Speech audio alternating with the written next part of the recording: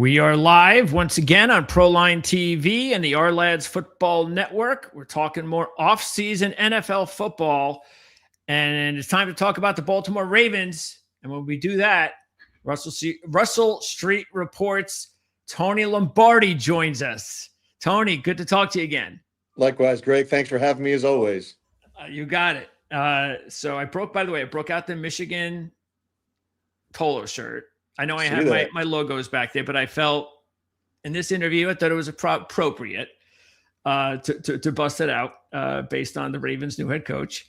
So we'll get into that, obviously, from the get start. We're also going to take a look at who Tony believes would be Baltimore's top 5 offseason needs. We'll take a look at free agency and maybe even some casualty players to keep on the lookout and much more. So let's get right to it.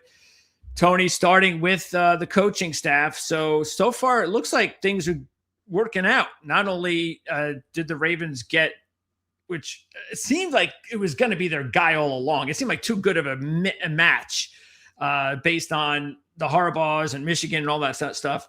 But even from what I'm seeing so far with the way the staff is being assembled, it looks like it's a pretty nice, exciting staff. It is. And Jesse spent, I think it was at least 4, maybe 5 seasons with the Ravens as a defensive assistant, and he even overlapped a little bit with Mike McDonald. So there's some, the trees and the roots and the branches from the Harbaugh tree are all there. Yeah. And I think that he fits in a lot of ways. I think the reason that John Harbaugh was let go is I believe Steve Bisciotti got to the point where he felt as if, given the talent on the team was underachieving. And I also didn't think that he believed, based upon his press conference back earlier in January, that the coaching staff was doing a good enough job in developing the talent that they had. He got tired of all the blown fourth quarter leads. The way the Ravens approached the fourth quarter was so different than the way they approached the first 3 quarters to get them those leads. And I think he just got a little bit of, he thought, I believe the conclusion was that it's a philosophical thing, so it's time for a new philosophy. And hence Jesse Minter, after an exhaustive search, that they had a wide net out, Greg. I mean, they talked to a lot of different people. They did a lot of Zoom interviews. They included some of the players. They narrowed that down to some people that they wanted to talk to in person, and finally landed on Jesse Minter. And Jesse looks and talks the part. He's a smart guy. He's a guy who has grown up around coaching. His dad was a coach. He's been involved in football his entire life. He did a great job out in Los Angeles with the Chargers as their defensive coordinator, and I think he's really ready. And one of the things I believe that the Ravens wanted in a head coach was somebody who was capable of calling plays. John Harbaugh didn't have that skill. He was a special teams guy, so he didn't have the capability of calling offensive or defensive plays. Obviously, Jesse does, and he'll be doing that with the Ravens. Now, you would think that by doing that, you might limit the pool of good candidates for a defensive coordinator position because those guys aren't calling the plays. They aren't putting that on their resume. Their resume will show up as a defensive coordinator, and maybe they did well. But was it really the defensive coordinator that helped them get there, or was it the head coach who also covers as a play caller on the defensive side? So I think it was a real coup to get a guy like Anthony Weaver, who some thought was a good head coaching candidate. And so they brought Anthony on board. He's familiar with the Ravens, was an assistant coach here, played in Baltimore as well, his first 3 or 4 years of his career. So he's very familiar with the culture, and that was a good get for them. On the offensive side, the one negative, I think, of Declan Doyle is that he hasn't been a play caller. No. But he's been under guys like Sean Payton and Ben Johnson. But it's one thing to be closely attached at the hip to those guys as they're making those play calls. It's another thing to do it yourself, particularly when live bullets are flying in pressure situations, right? So we've experienced that in Baltimore with Zach Orr, who had no play calling experience on the defensive side. So to help massage that a little bit, they brought in some other good offensive coaches. They brought in Joe Lombardi, no relation, but a good last name, by the way. Yeah, right. Maybe I'll get you some extra. He has been a guy who's had good passing attacks as an offensive coordinator. He's done well in that regard. His running game isn't all that great, but he can help with the play calling and the passing game. now where Joe Lombardi falls short in the running game, they bring in a guy from the Atlanta Falcons. His name is Dwayne Ledford. And Dwayne has those stretch zone concepts. And imagine what they did down there with Robinson and what's it, Algiers is the other running back's name? Yes. Tyler Algier. Yes. They did such a great job with those guys. They had top running attack for the last 2 years. Now plug in Derrick Henry and Lamar Jackson. You got all those things, all those bases covered. So I think he's not just going for the best guys available, but the best guys that are complementary coaches to what he's already got in place. And so far, it's working out pretty well. I mean, it all sounds logical, and that's why I guess the fan base is excited, and that's what they want to see. They want to see a plan. They want to see that even if it fails for some reason or doesn't get off to a good start, hopefully they'll remember and that they were bought in. And I'm sure, like you said, with the whole coaching thing being that important and the way it looks on paper, I'd be quite surprised that if something happened this upcoming season and things did go off to a slow start, that it would be because of coaching, because that's a lot of talented coaches that they've assembled on that staff so far. And we know in the NFL, we're seeing it, of course, just this past season. Not only with Vrabel, and there's a lot more to Vrabel, of course, to the Patriots' success than Vrabel, but he's a big part of it. Throw in Cohen with the Jags. Look how instantaneously the Jags all of a sudden took off, and we can go down the road with a few other guys. So, yeah, and including McDonald in Seattle.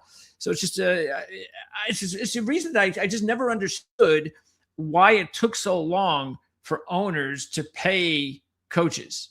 I never understood. They had a cap for players. There's only so much they could spend there, but there's no cap to how much you're going to pay a coach, and how important it is to not only hire the right coach and be willing to give that coach whatever he needs to be successful if you believe in him, but the staff, and to make sure that those guys are paid the way they should be paid, because those are the guys also that are going to build up. And like you just said, they're going to develop the players necessary in order for an organization to succeed.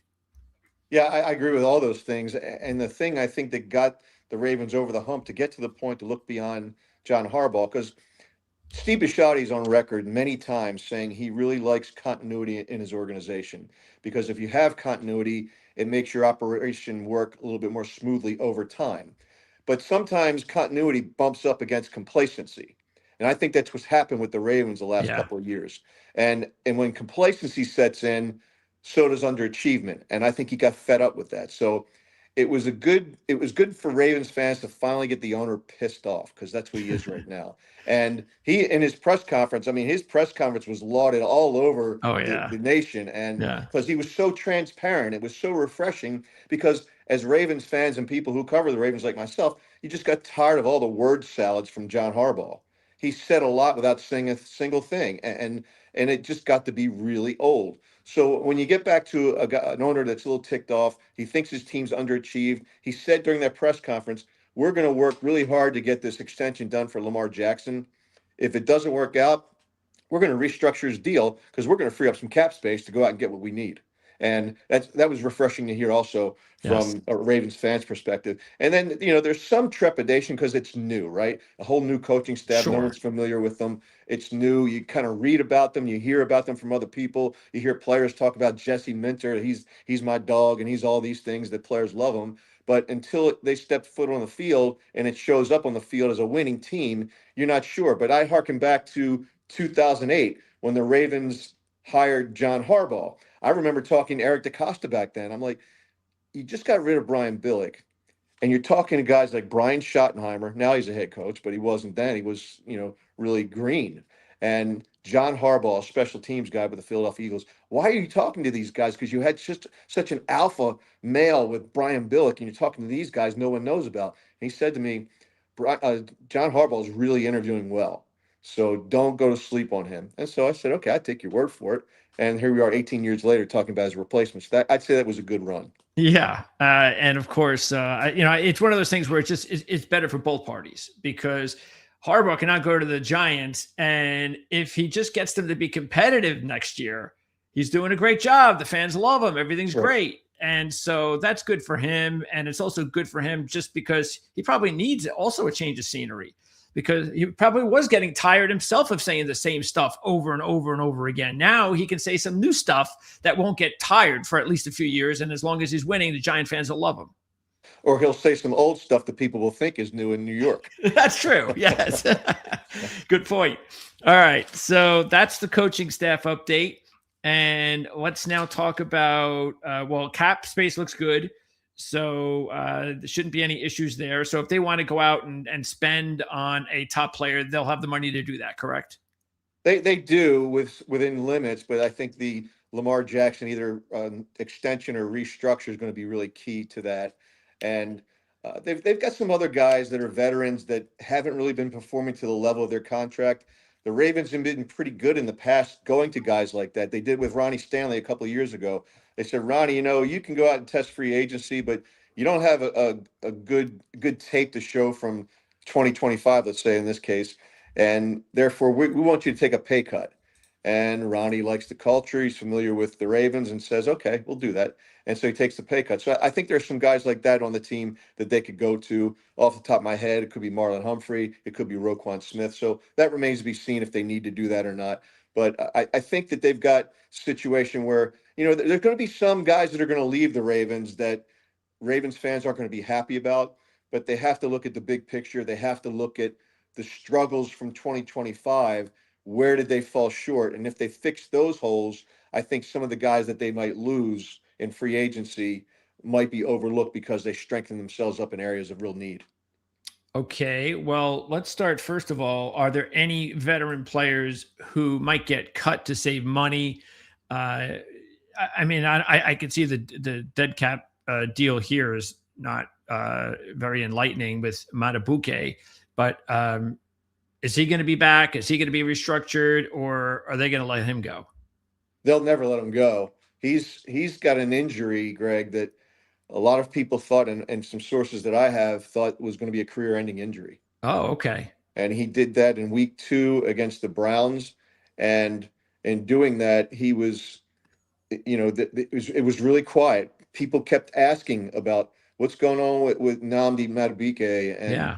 But lately, over I think it's the last 2 weeks, he's been dropping these cryptic tweets about, he's got, a faithful thing with prayer, and then it'll be something that's optimistic.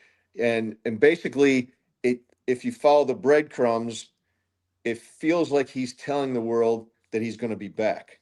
Okay. If he comes back, and he was a big part of why the Ravens failed this season defensively, because between him and Travis Jones in the middle there, that's a good 1-2 tandem. And they can put pressure on the quarterback from the interior position. The edge guys were not getting home without having Nnamdi out there. It really, really hurt them. So if he comes back, because most people have kind of written him off, I know fans have, because they think he had a career-ending injury, then I think what'll happen is it's almost like having another number 1 pick if he comes back, because he's that good.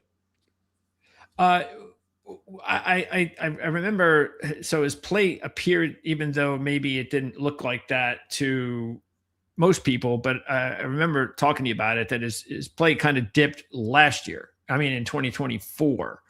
But did that have anything to do with the injury, or was that just a down year and then the injury came and it's just 2 bad years in a row?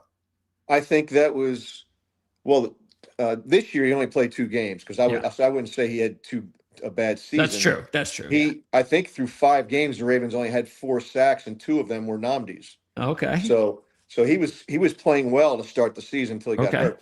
Last year, I don't think injury was an issue. The injury that was an issue was to Travis Jones, who played hurt all year. He could get singled up versus being doubled up like he should be when he's playing healthy. And that meant a lot of focus was on Nnamdi. So he got a lot of double teams in 2024 that he didn't get in 2023. Got it. Excellent. Okay. Are there any players on the roster that they can cut to save money? Well, we got our guy, Brian McFarland, who goes through all this stuff, and he talks about different guys who could be cap casualties. And there's not really that many that really stick out. Marlon Humphrey is one. He didn't have a great season in 2025, but I also think that is part and parcel to the fact that the Ravens had a terrible pass rush. I think all those guys get exposed after a while, right? That's true. And when a quarterback isn't pressured at all, you've got guys who just eventually they get open. And so I think Marlon Humphrey is a guy. I think that Roquan Smith is a guy they could go to and say maybe we need to take a pay cut or something to that effect, like they did with Ronnie Stanley to try to lower his cap number. But other than that, I don't see any guys that are real cap casualties that could that they could let go of because they haven't performed to level their contracts. Like I said, other than those two guys. Okay. Let's now talk about the free agents right now for the team. We'll start on defense. And you mentioned there are going to be some decisions, hard decisions that are going to be made. Defensively, there seems to, let's see, it looks like there's a handful of guys to really zero in on. On the defensive line, there's Draymond Jones, Brian, and Urban, but Draymond Jones is the only one that really sticks out. What's up with Jones? Do you think he'll be back? That's a good question. It depends on what they do at the edge position. If they dive into the free agent waters and get a guy like Trey Hendrickson, that could change their willingness to try to go get Jones. But what they liked about Jones is he's a pretty good rusher from the interior. But that said, if Nnamdi comes back, that might negate the need for him, and that might be a luxury rather than a need. So Jones is kind of on the bubble as far as I can see. If Nnamdi if he's healthy enough to return, then I think that the need for Jones goes away. But then again, they might be bitten so hard by the fact that they couldn't get a pass rush last year that they might have an excess this year because they don't want to be in that same situation again. Okay. So Jones is a guy. Now you mentioned Brent Urban. Urban is a guy. It's at least the last 2 seasons, maybe 3, where they waited until the very end to sign him to a veteran minimum. He loves playing in Baltimore, loves the culture. He's one of these guys that's like the class clown on the bench. They just love having him around. He maybe gets, I don't know, 10 to 12 snaps a game, not a whole lot. And he's a guy who just really fits in well with the culture. By the time they have to get down to 53 men to get to the 53-man squad, they cut him with the promise they're going to bring him back once they get another guy to clear waivers. So it's one of those things where he could be back, but what is he now, 34 or 35? I don't know how much game he's got left in him. Okay. Defensive backfield, you got Gilman and Washington. We'll start with Gilman. Good player. He's 29. Is this a player that they would like back? That's an interesting question because if you think about where he came from, how he landed with the Ravens traded Odafe Owe to get Gilman. And they made that trade with the Chargers where Jesse Minter That's right. was a defensive coordinator. Yeah. So that would be interesting to see if Gilman is the guy. But I think not both of those guys will be back, Gilman and Washington. Okay. Of the two, if I had a preference, it would be Washington. I think Ardarius he's a playmaker.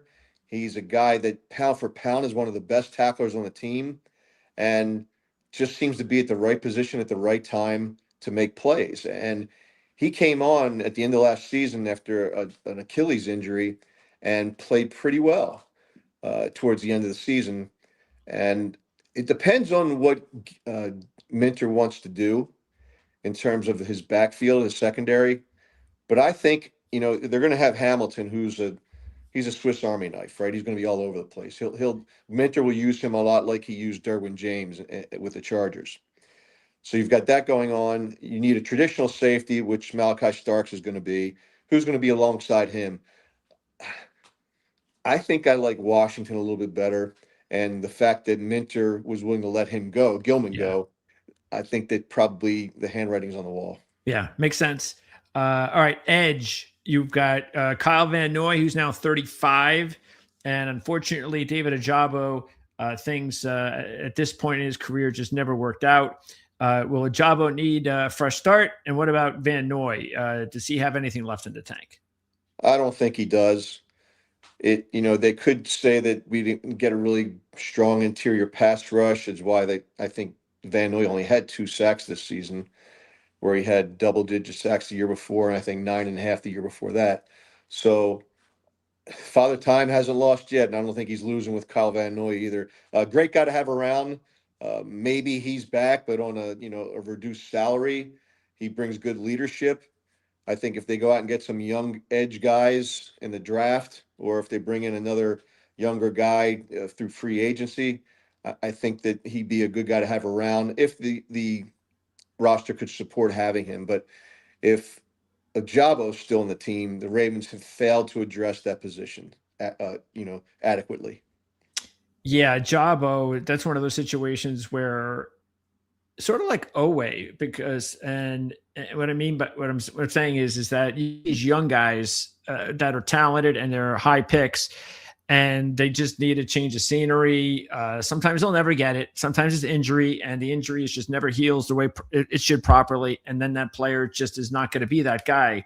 But I do wonder whether or not there'll be a team out there that'll just offer them more money, no matter what that price tag is, that the Ravens will look at it and be like, well, okay, best of luck. I don't think the Ravens will even offer it. They will even, okay. It's time for him to, they know it's time for him to go elsewhere. Yeah, and maybe one of his biggest proponents was John Harbaugh, because of his ties to Jim in Michigan and that shirt you're wearing. That it could be that's the reason he hung around as long as he did. He did really nothing. He did next to nothing for the Ravens. And Oweh's a different story. I think Owe has talent, but his talent didn't fit Zach Orr's scheme the way he was running it this year. He went out to San Diego or to Los Angeles with the Chargers. He had 0 sacks with the Ravens in 5 games. Through the balance of the rest of the season, he had 7.5 sacks, and then in that playoff game, he had 3 sacks. Crazy. So they now you could say that he had more talent around him, so maybe he wasn't double teamed, which is true. They had a good pass rush, but I think it's more about scheme and yes. And Minter took instead of taking the player and jamming him into the scheme. Minter, I think, looks at the player and says, how can I use him to help our defense the best way? Well, Jabba will probably be headed to the New York Giants. That might be his target spot.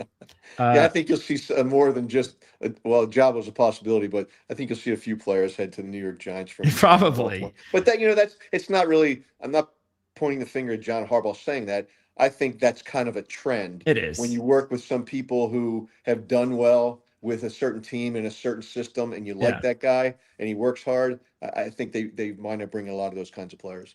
Yeah, and it's usually the veterans, the guys like maybe a Woozy, who is also a free agent. He's 31, and again, there were some secondary issues last year, but Woozy seemed to play well. So is this a guy that they'd like to have back? I think it is, because Ozzie Newsome has driven into the head of any personnel person that's walked in that building, that you can never have enough corners. And so I think Awuzie did a great job last year when he was healthy, but he's got a track record of never. I don't know the last time he played all 16 or 17 games in a season, and that's the knock on him. But when he was out there, I thought he did a really good job. Okay, let's go to that last play against the Steelers when they had that stop and go and they scored a touchdown, which was, you or I could have completed that pass. Yeah. And I'm sure that's the only one the fans care about, or some of the fans care about. All right, offense. So they're not going to let Linderbaum go, right? Like, even if they can't come to an agreement, will they tag him?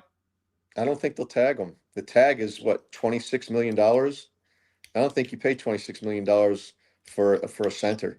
It's really that high for a center. Wow. Well, it's not. It's when you tag an offensive lineman, it's all offensive linemen have the same tag number. I didn't realize that. Yeah.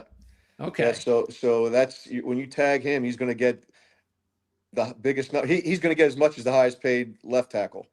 Now, is that the same on every position, or just the offensive line? No, I think it's just the offensive line. Okay. Is that because of how flexible it's been lately, where you just don't? Everybody has no idea what position you're going to play. Yeah, and I think sometimes right, and sometimes you have one of those Swiss Army knives across the front. Yeah. Like the Ravens had that with Patrick McCarry. He could play center, guard, or tackle. So how do you quantify where is it by the number of snaps? And so I think as a result of that, they decided to make it one cap number. So I don't think they'll tag him. The I saw a projection by Pro Football Focus. They had him at a 4-year, $70 million deal. Okay. And I said to my cap guy, Brian McFarland, I said, Brian, what do you think of this deal? He said, Tony, if that was the deal for Linderbaum, it would have already been done. So I think it's a bigger number. I think he's going to push for $20 million a year. And $20 million centers, I don't know. Can you justify that? That's, you know what? And this is the rub I had against him, making him a first-round pick back in, 2022. When you draft a center in the first round, and the Ravens historically haven't paid centers a lot of money, eventually you're saying we're going to pay centers a lot of money if we're going to keep a first-round pick around. That's right. So if your intent, I think your intent should be a first-round pick is a guy you think is a career Raven or a career whoever drafts you, right?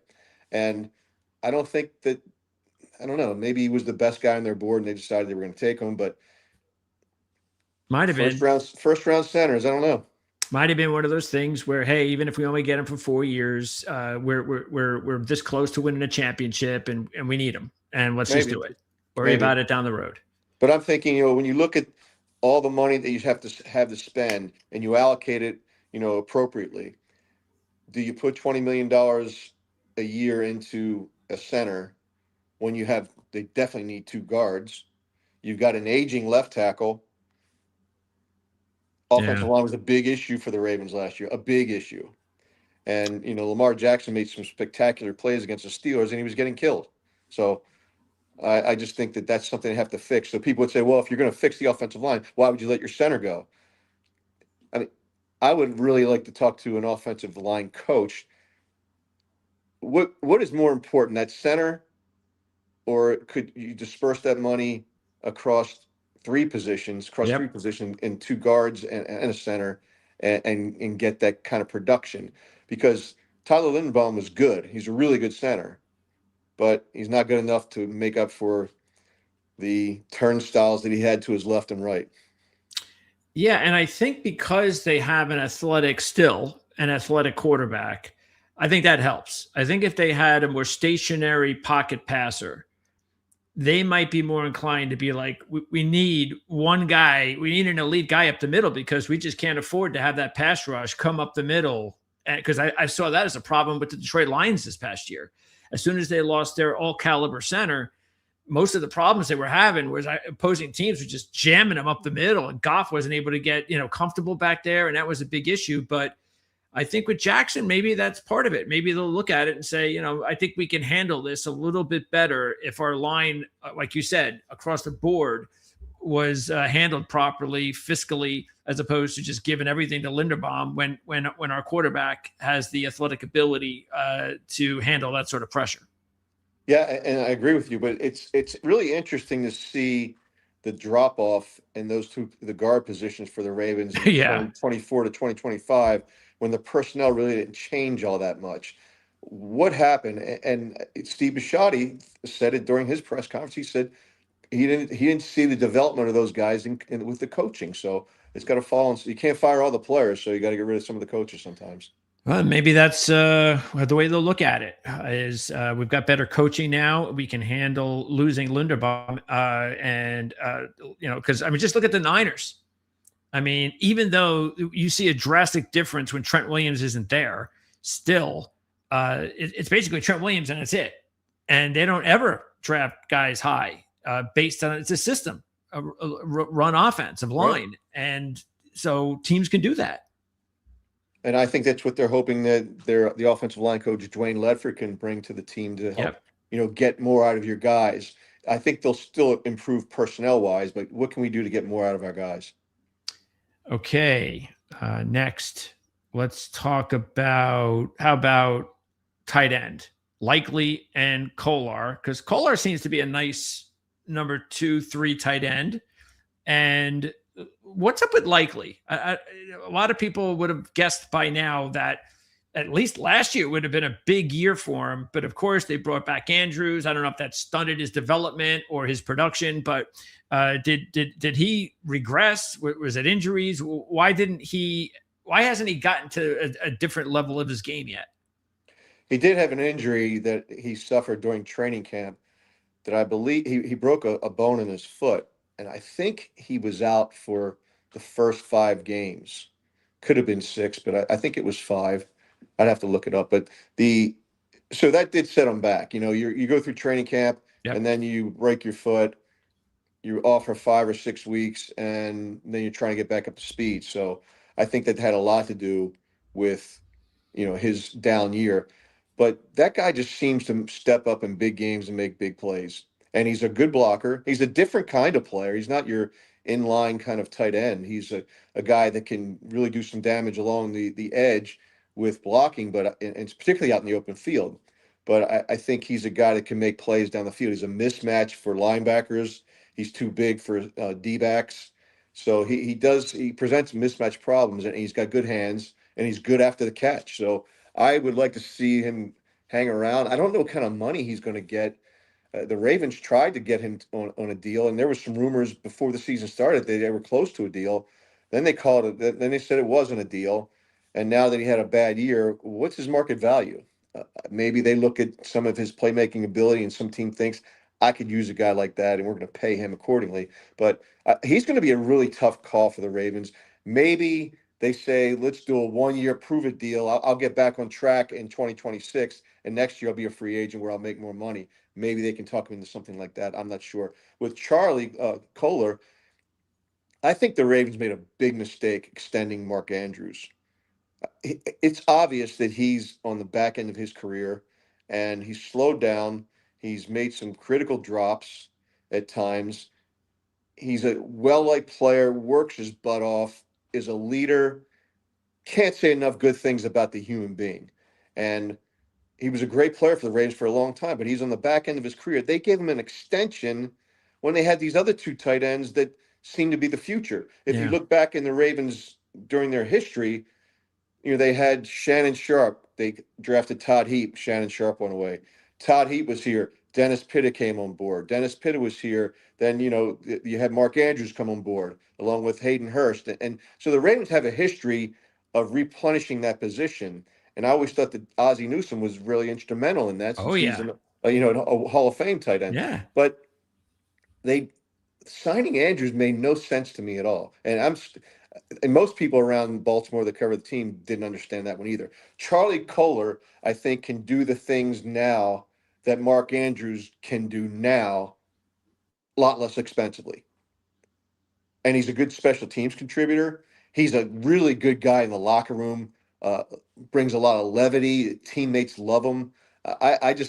Charlie could stay, but I thought they could have kept both him and Likely had they not done the Andrews extension. Any chance that with the new staff, I don't know what his contract is like, could they move on from Andrews and keep these 2? I'd have to look at the cap numbers, but I think the cap numbers are prohibitive for 2026. After 2026, they can do that, but I don't think 2026 looks all that good. I think they'd lose money. They wouldn't save any money, and then they'd be down a player. So I don't know. It's 11 million dead cap. Yeah, they won't do that. Yeah. So I think that with Andrews, maybe he had some nagging injuries that made him look slow. I hope that's the case, but I would have been much happier knowing that Kohler and Likely were coming back, and Andrews was going to do his thing and follow the footsteps of Todd Heap and go find money somewhere else. Actually, it looks like it's 18 million dead cap, so that ain't happening. Okay. So chances are then Andrews stays. One of these 2, I mean, they got to bring back one of them. So if you had to guess which one it would be. I think it's going to be Kohler. Okay. All right. Your favorite offensive guard is a free agent. Is he coming back? Is that a stupid question? Will he be on the Giants? Back, I don't know who's going to sign him. Maybe he signs for a veteran minimum. I don't know. He started a lot of games. He did, and that, I guess, speaks for something. But I don't know how much you've watched him and for the audience, we're talking about Daniel Faalele. There's so many times he looks like he's playing Marco Polo because he he doesn't know where he's looking around for somebody to hit and they're all behind him. And it's just, I mean, it's not like it's happened once or twice. It happens every game multiple times. I don't know. And you can't say that is all coaching. It's just, well, someone's going to pay him. It's just not going to be the Ravens. No, it can't be. I don't know who's going to pay him. Maybe well, I mean, somebody would pay him something because, like you said, he's got experience. Right. And he's an offensive lineman and he's only 27. So someone will give him more money than the Ravens will laugh at whatever they'll give him. But I'm sure it's not going to be a lot. But yeah, he won't be around. Okay. If the Ravens bring him back and they want to march him out there to start again, there will be a meltdown in the fan base. Because I've never, as long as I've been doing this, Greg, I've never seen a fan base hate on an offensive guard as much as they hated on him. That's not good. And I probably helped that cause too, because I would come up with these memes with him with a bullfighter's cap on it and a cape, and I changed his name in the back of his jersey to Olele. So there won't be any Christmas cards, birthday cards from Falele to your house. Is that what you're saying? Yeah. Okay. No. Does Patrick Ricard get another 1-year deal? That's an interesting call. It really is, because with Declan Doyle, he used a lot of 11 and 12 personnel. I mean, I think he was at the top of the league or near the top of the league. The Bears were in usage of that personnel package, and that really diminishes the need for a fullback. Maybe you have a fullback who's a special teams guy and you have him on your roster for 6 snaps a game kind of thing. Yeah. But to pay somebody like Patrick Ricard deserves to be paid. I think he's one guy that would, if somebody said, if only one player was going to go from the Ravens to the Giants, who would it be? I would pick him. Okay. That makes a lot of sense. All right. And how about Hopkins and Wallace at wide receiver? Of course, Wallace is the younger. It just hasn't really worked out so far for his career. Hopkins, meanwhile, is getting old. He's now 34. Yeah, I think that Hopkins was underutilized last year. If Lamar was healthier last year and the Ravens had a better offensive line, I think they would have used Hopkins a lot more. So if you assume that Lamar is going to be healthier in 2026, which is an assumption I think most people would make, and you assume that they have a better offensive line, because if they don't, they'll be hell to pay, then that points to Hopkins being a guy who could be more productive than he was for the Ravens in 2025. So it wouldn't shock me if he's back. He's friends with Lamar. He's friends with Derrick Henry. So it wouldn't shock me. However, I don't know if you saw Up and Adams with Kay Adams recently. They had Derrick Henry on, and she asked him about A.J. Brown and the possibility of reuniting with A.J. Brown like they were teammates in Tennessee. And Derrick Henry was all excited about it. He said, "Oh, it would be great. It would be me and AJ and Zay and Bate, and likely it would be great. And Mark." He mentioned Mark Andrews too. Nowhere in there did he say D-Hop. And and those guys being buddies, maybe they've already been told they're not going to bring him back. So interesting. Okay. And Wallace, was there ever a time that it looked like that he was a young player that just needed time? Wallace is one of these guys that he's a good special teams player. Whenever the Ravens have called upon him on offense, he seems to do well. Okay. But he always seems to fall down to that 4th or 5th receiver slot. And that's pretty much what he is right now, unless he gets an opportunity somewhere else then, and maybe that's what he needs. Maybe. And maybe his agent's trying to tell him that. But yeah, I think he likes playing in Baltimore. But then, if players like playing in Baltimore before because they like the culture, and now the culture is going to be different because John Harbaugh's not there, maybe now's the time for players like that to make their exodus. Okay. One more. Well, actually, yeah, a couple more. The punter, Stout. We know how good he is. They don't cost a whole lot of money, so he'll be back, right? I said that if if there's a franchise tag to be used, it might be used on Yeah. him. Right. Because that'll be the least expensive one you could have. But yeah, I think they bring him back. And Stout, he's always had that booming leg, but he's been so inconsistent up until last year. And last year he was more consistent and did a really nice job. And he did a nice job in pressure situations. So I think I'd be really surprised if he's not back.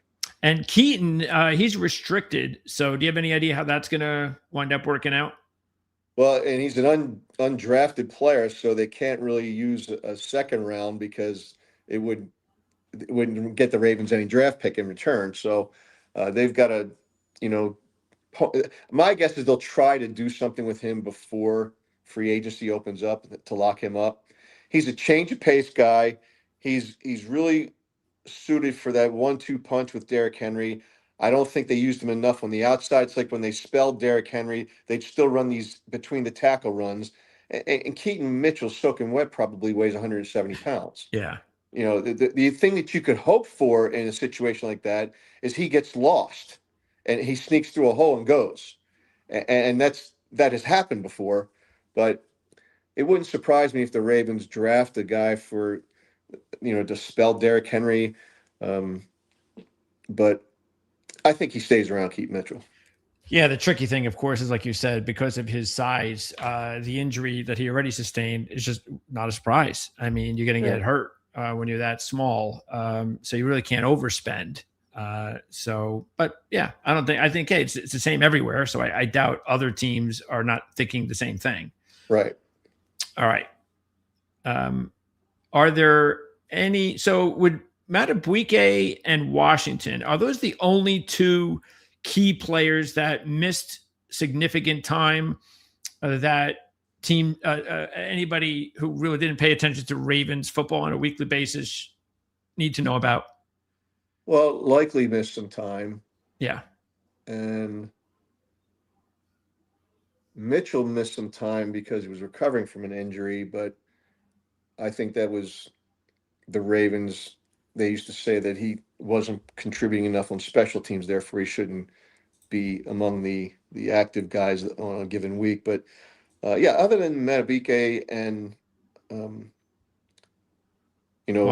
Darius Washington, those are the most significant injuries. I think I can't think of anybody else that made a difference. You had How about developing young players outside the obvious? I want to ask you about the rookies too.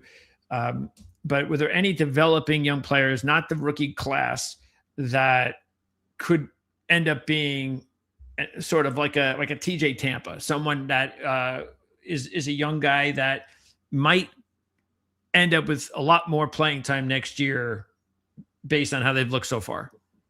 I think you hit it right on the head. TJ Tampa, he's shown in spots that he could play. He didn't seem to be bashful in big games against tough opponents. Okay. That's a guy I think that could take a next step. Teddy Buchanan, he was a rookie. You mentioned rookies, but he's a guy I think could step up. But other than that, Rasheen Ali was the other backup running back. He performed okay at times last year as a guy who would spell Derrick Henry or Keaton Mitchell and do an okay job. I don't know if he gets enough snaps to be a significant contributor next season. What surprised me, I think it might have been, I don't know if it was the Pittsburgh game or not. It might have been. And I remember it was a pretty significant play and they handed the ball off to Ali. And I was like, really? At this stage of the game, you're giving him the ball? That shows a lot of trust. I'll say that. It shows a lot of trust, but there were some questionable decisions by Todd Monken last year, particularly that game against the New England Patriots when they were up by 2 scores with 12 minutes to go, and Derrick Henry never touched the ball again. Oh, jeez. That still rankles Ravens fans and the media as well. Can imagine.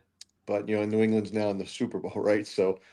And they almost won that game with Tyler Huntley as the quarterback because Lamar pulled out of that game. Tyler Huntley with a better win percentage against winning teams this past year than Lamar Jackson. Yeah, Tyler played well in relief. I mean, his repertoire is more limited. He throws more, shorter outside the numbers passes. But I think that he's a decent backup. That was a big whiff last year by Eric DeCosta signing Cooper Rush. That just never made any sense to me. No.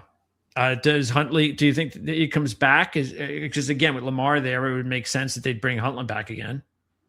Yeah, I think he'll definitely get an invite, and probably sign him to a minimum or somewhere around there. Okay. But I wouldn't be surprised if they use one of their draft picks on a quarterback.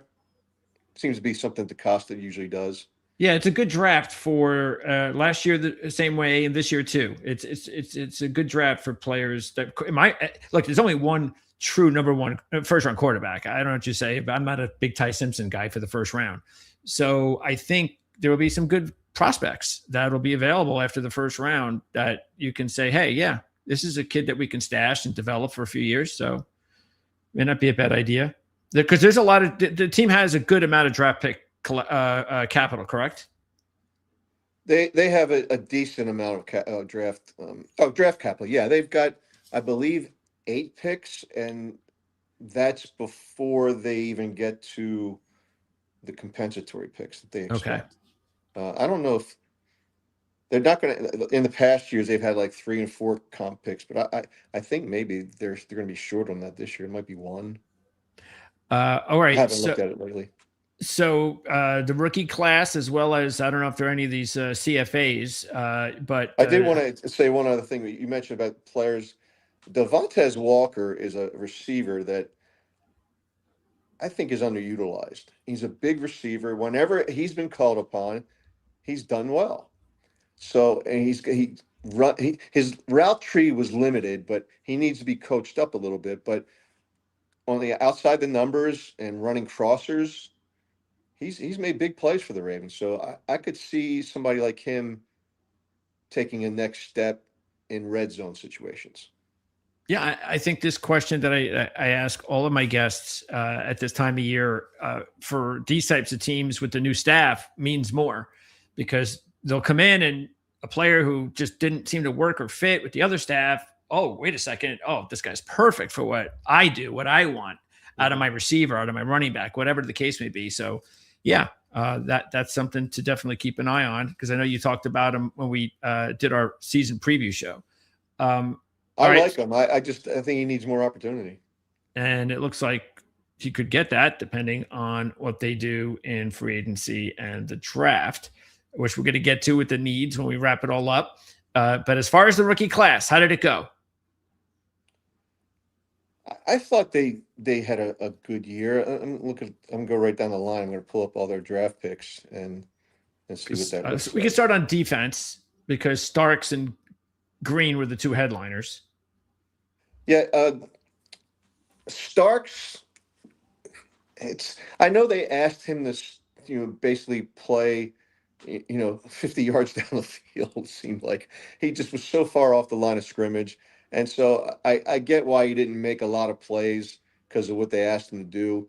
I hope the new defense uses his talents better than Zach Gore's defense did. So I'll give him a pass on his first year, although based upon what he did, I was underwhelmed. Same with Mike Green. Whenever I saw Mike Green dropping into coverage, I'm like, why are they asking a guy who came from Marshall University to drop into coverage? He's never had to do that in his life. And so, although he led the league, or led the Ravens in quarterback hits and probably even sacks at 3.5, I think he could have done better. So I expect better things from him. Emory Jones was kind of redshirted and was hurt, but I think he's going to end up being a good pick. Teddy Buchanan did well. Carson Vincent, they speak highly of. He was kind of redshirted as well, so they didn't give him much playing time. Cohn was cut, I believe, and Tyler Loop, he's going to be remembered for the kick he missed. LeJohntay Wester didn't do much for me as a returner. He was basically brought as a return specialist. I don't know that you can get anybody to do a fair catch, right? Yeah, I don't, much. And he didn't do much on kick returns, so I think he's going to have a hard time making the team next year. Except Xavier Smith. You can't ask him to to the Rams. You can't ask him to fair catch. Yeah. And then they had Aeneas Peebles. He got some playing time, looked good in preseason, but he was a regular on the inactive list, healthy scratch every week. And Longerbeam was hurt all year? Yes, he was. Yes. Okay. So still, a lot of players, a lot of talent, and maybe, like you said, big reason why there's a new staff. Maybe the new staff can get the most out of all these players. And then with 3 CFAs I see here that are still on the team. Higgins, we talked a lot about because of his production and his long career in college. He's still there, as is Keandre Jackson and Keon Martin. Any of those guys look like they could be a part of something? Jackson and Martin got a little bit of PT, and they were good special teams contributors. So I think that they've got a shot to stick in those roles. Who was the other guy you mentioned? Higgins. Higgins is. I like Higgins. And like you just said, Greg, I think that with a new staff, they might look at those guys a little differently. Yes. And so it's hard to really make these carte blanche statements without knowing what the new staff sees in these players. Yep. But I think guys like those that you just mentioned and guys like Starks and Green, all those guys, I think, are going to be more welcoming to this defensive staff than what they had. Okay. Let's wrap it up with the big one, and that is the Ravens' top needs heading into free agency and the draft. So the big question I always like to ask, is there a number one need? Like guaranteed, everybody knows it. All the fans know it. This is the number one need, 100%. Edge rusher. Okay. Changes the whole defense if you can get it after the quarterback, because they have good players, but because quarterbacks could get so comfortable, not even getting sacks, just knock them off their rhythm, knock them off their spots, get them uncomfortable, make them rush throws. Those things didn't happen against the Ravens, and that's why teams, I always wonder, why did they wait till the fourth quarter to start throwing the ball every play? Because the Ravens can't stop them. So I think they need to disrupt quarterbacks, and the way you do that is with edge rushers, and even if they get a defensive tackle, but again, if Nnamdi Madubuike comes back, that might change the complexion of the draft for the Ravens.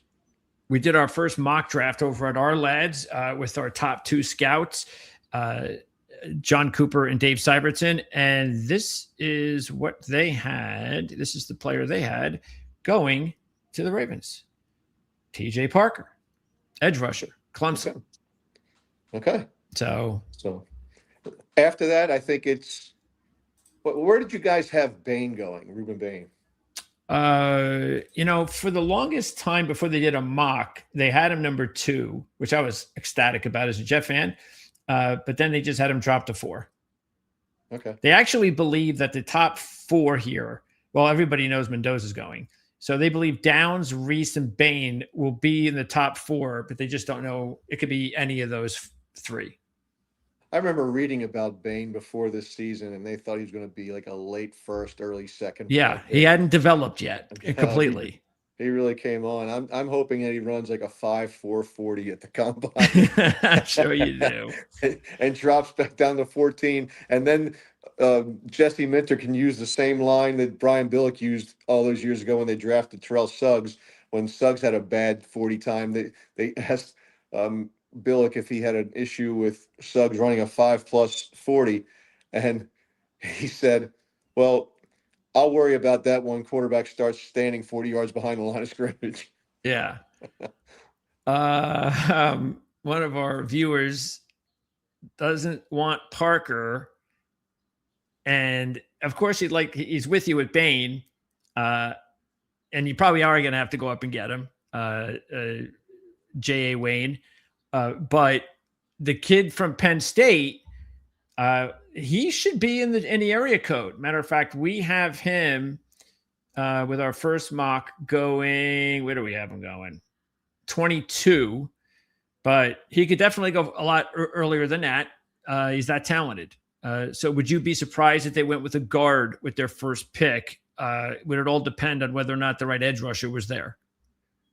Or do you think because this is a deep edge rusher class, which it is, that there's no way they're not using their first pick on an edge rusher? It depends on what they do in free agency, because it's been their philosophy to try to address their most glaring needs through free agency so that they don't feel forced to take a position when the draft comes. Because they spend all this time building this draft board, ranking these players, and they want to be true to that board. They spent all this time, the time and money they invested in it. So they want to be able to address free agents or their most glaring needs through free agency. If they if they address those needs at guard and edge rusher through free agency, then yeah, I could see them taking anybody.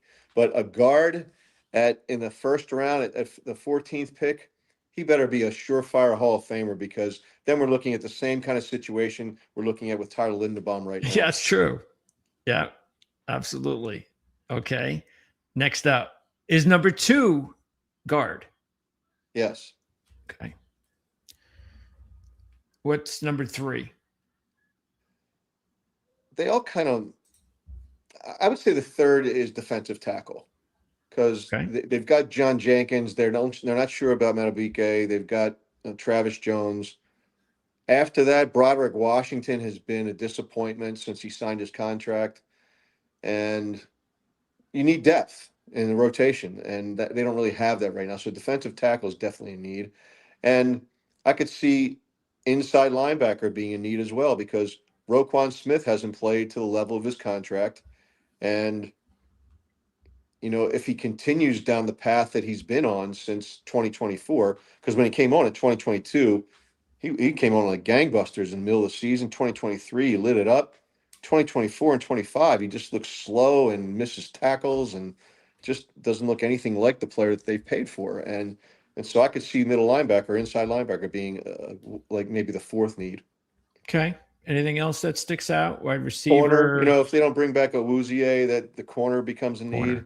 And, they've always said, as I said earlier in the program, that they never have enough good corners. It's been almost a rite of passage for the Ravens to have a needed wide receiver. So there's that.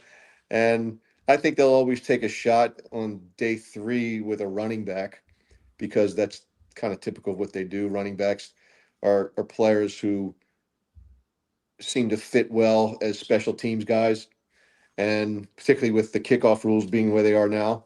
So I could see running back being a guy a player that the position they draft. And it pretty much covers it. And as I mentioned earlier, quarterback, probably take a flyer on some quarterback too. Yeah, because with the running back situation, if anything were to happen to Derrick Henry, and he is getting older, but if anything were to happen to him, there might be just a big, these guys have talent, but if you need someone to just count on to step in and be that guy, I'm not sure the Ravens have that guy right now. No, and if you take away Derrick Henry and you're leaning on Rasheen Ali and Keaton Mitchell, then the defense is then focused on the receivers and shut them down, and they don't have the kind of receiving core to command a lot of, to make all those contested catches, to get, a go-to guy. Zay Flowers is a great player, but, other than him, who do they have? And so if you can't get a running game going, that threatens the offense's ability to do anything, particularly as Lamar Jackson has shown a reluctance to be the runner that he used to be. That's true. I was just about to close off, but I will throw this in there. Another one from J.A. Wayne regarding wide receiver. Now, look, I do not expect, or does anybody expect, either Jordan Tyson or Carnell Late to be available at 14. But first of all, we got to see the medicals on Tyson, and that could make him slip. It's possible. And Tate is someone that I would not be surprised if he slipped just a little bit. But again, doubtful that either will be there. But if one were to slip based on this question, would the Ravens think of taking one of those 2 types of players, do you think? I do. I think they would. They're true to their board. They didn't have need. They didn't have a need for safety when they drafted Kyle Hamilton. So if somebody slips, they're going to jump on them. That's it. That's why they do. That's why they're as good as any team, over the long haul regarding the draft. They just let the draft come to them. Even Mike Green in the 2nd round was a player that most people thought could have been a top 20 player. And he's the guy I'm excited about into the new coaching regime to see what he's going to do. I have high hopes for him. All right. So that'll wrap it up. Tony, great job as always. It's love having you on as far as Raven fans who get an opportunity to understand what's going on with the team. You're as dialed in as anybody, and I really appreciate your time. I've got links in the description of this video where you can follow all of Tony's work at Russell Street Report. Are you doing any regular podcasts? We're not right now, but we'll start getting into a few podcasts with my salary cap guy, Brian McFarland. We do a lot of the off-season stuff, and we go over all these guys, the restricted free agents, the free agents, who could the Ravens cap, how could or cut, how could they create more cap space? So we'll be doing a few of those podcasts in the coming weeks. Excellent. Thanks, Tony. Appreciate it. Thank you. Appreciate it, Greg. Thank you. You got it. All right, that's Tony Lombardi, Russell Street Report. And again, for Raven fans out there, you won't find a better site and someone that is better to follow for your team than Tony Lombardi. We are going to be back later tonight at 7 o'clock for some horse racing coverage. If you're into that sort of thing, we'll be talking more. What else are we talking the rest of the week? College basketball. That's right. Tomorrow, college basketball. And then we'll have more football interviews starting next week. And look out for that. At least 2 to 3 every week right here. Off-season previews. You can also look at the library on our site where we have all of our interviews that we've already conducted. So we'll have all 32 between now and hopefully by the end of March, the latest. So that's going to wrap it up here on Proline TV, part of the Ourlads Football Network, vice versa, actually. I'm Greg DePalma. Thanks for tuning in, and we